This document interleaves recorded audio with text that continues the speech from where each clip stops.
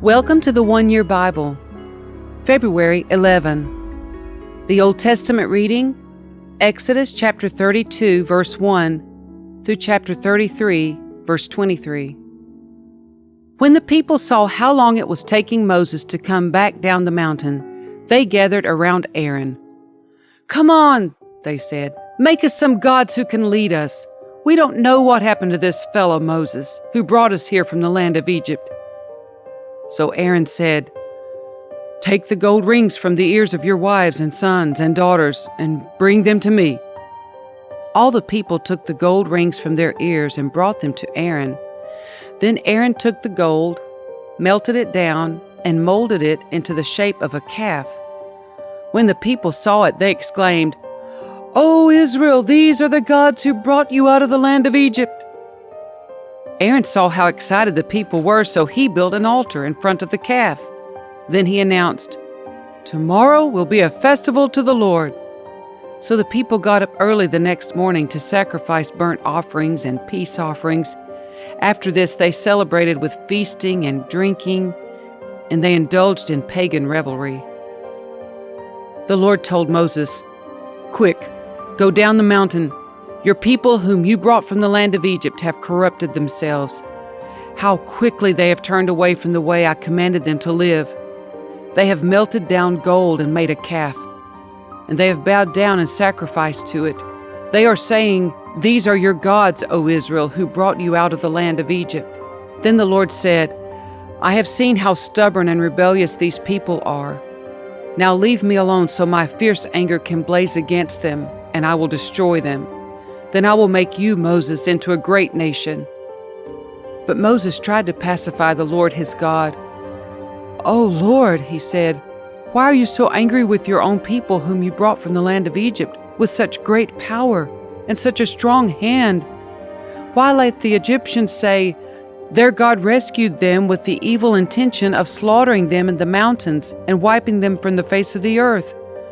Turn away from your fierce anger. Change your mind about this terrible disaster you have threatened against your people. Remember your servants Abraham, Isaac, and Jacob. You bound yourself with an oath to them, saying, 'I will make your descendants as numerous as the stars of heaven, and I will give them all this land that I have promised to your descendants, and they will possess it forever.'" So the Lord changed his mind about the terrible disaster he had threatened to bring on his people. Then Moses turned and went down the mountain. He held in his hands the 2 stone tablets inscribed with the terms of the covenant. They were inscribed on both sides, front and back. These tablets were God's work. The words on them were written by God himself. When Joshua heard the boisterous noise of the people shouting below them, he exclaimed to Moses, "It sounds like war in the camp." But Moses replied, "No, it's not a shout of victory, nor the wailing of defeat. I hear the sound of a celebration."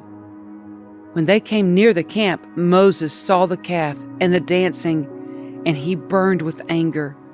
He threw the stone tablets to the ground, smashing them at the foot of the mountain. He took the calf they had made and burned it. Then he ground it into powder, threw it into the water, and forced the people to drink it.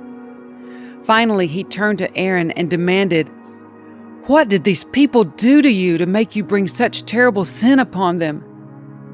"Don't get so upset, my lord," Aaron replied. "You yourself know how evil these people are. They said to me, 'Make us gods who will lead us. We don't know what happened to this fellow Moses who brought us here from the land of Egypt.' So I told them, 'Whoever has gold jewelry, take it off.' When they brought it to me, I threw it into the fire, and out came this calf." Moses saw that Aaron had let the people get completely out of control, much to the amusement of their enemies. So he stood at the entrance to the camp and shouted, "All of you who are on the Lord's side, come here and join me." And all the Levites gathered around him. Moses told them, "This is what the Lord, the God of Israel, says. Each of you, take your swords and go back and forth from one end of the camp to the other. Kill everyone, even your brothers, friends, and neighbors." The Levites obeyed Moses' command, and about 3,000 people died that day. Then Moses told the Levites, "Today you have ordained yourselves for the service of the Lord, for you obeyed him even though it meant killing your own sons and brothers. Today you have earned a blessing."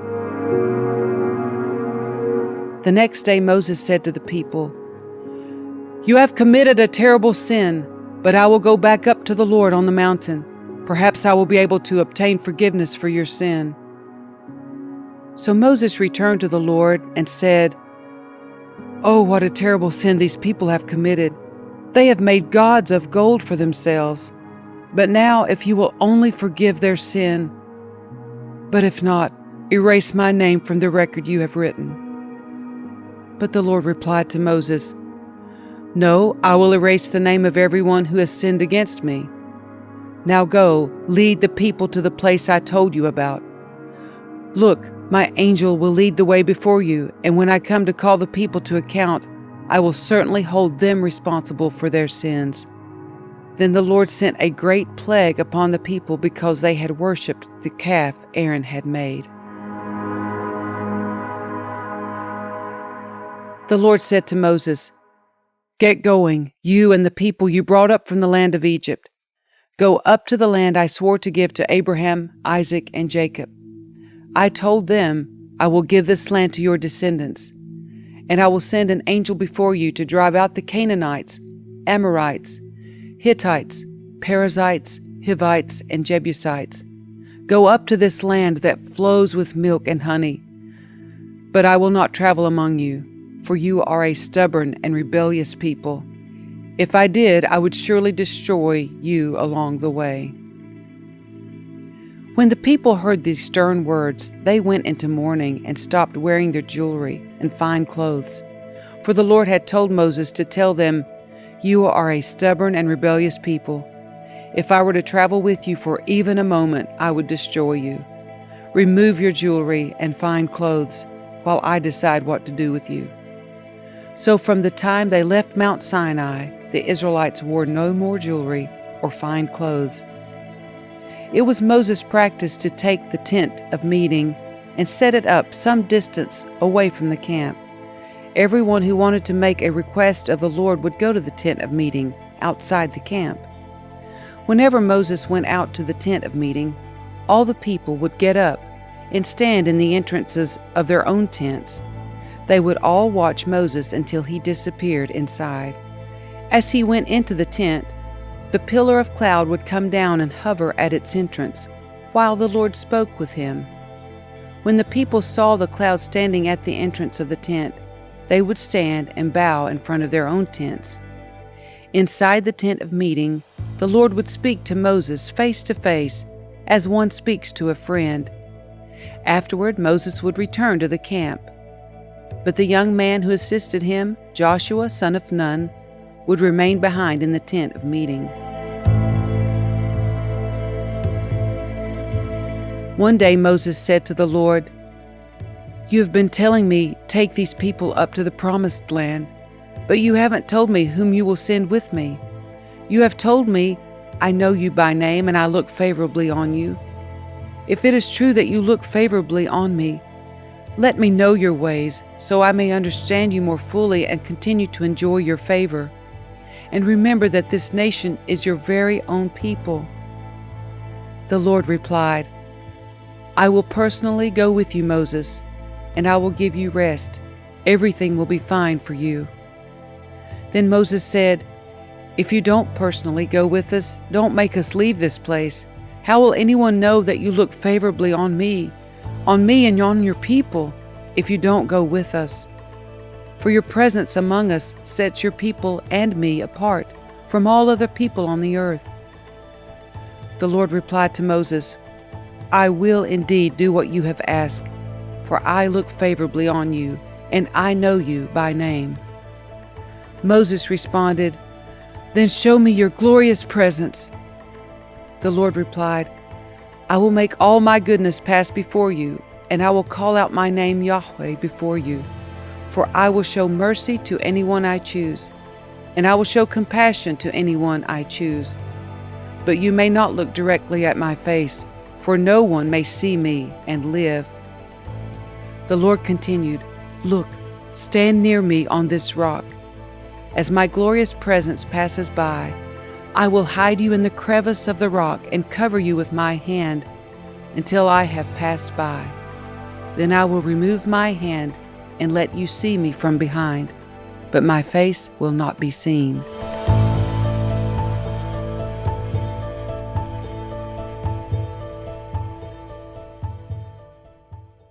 The New Testament reading, Matthew chapter 26, verse 69 through chapter 27, verse 14.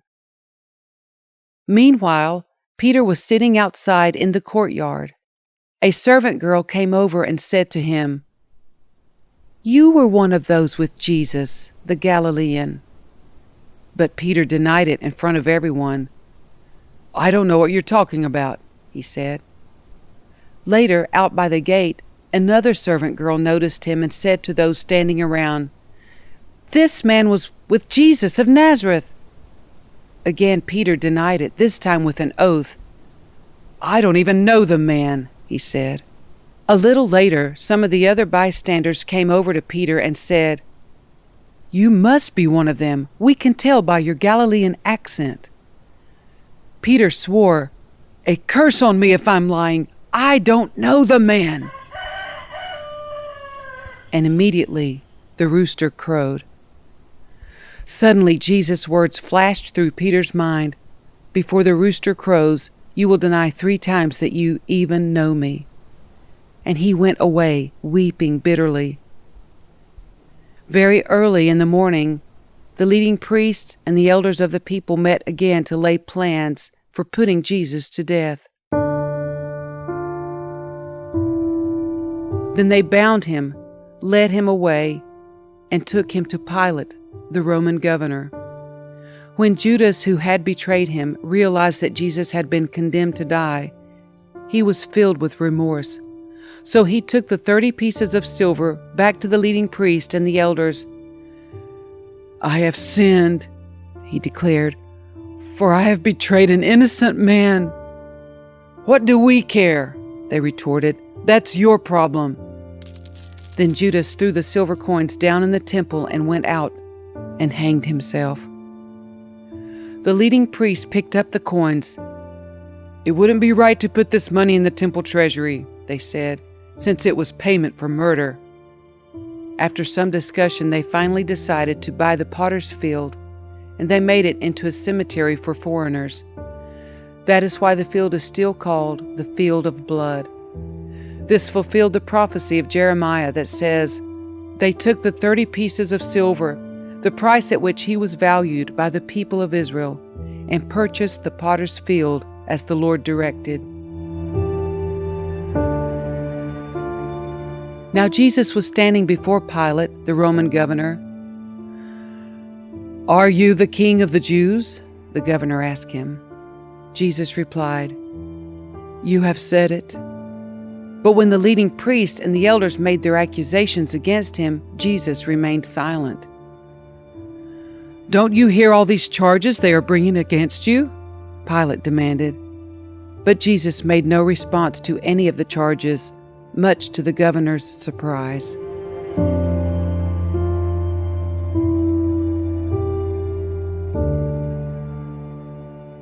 Psalm 33, verses 1 through 11. Let the godly sing for joy to the Lord. It is fitting for the pure to praise Him. Praise the Lord with melodies on the lyre. Make music for Him on the 10-stringed harp.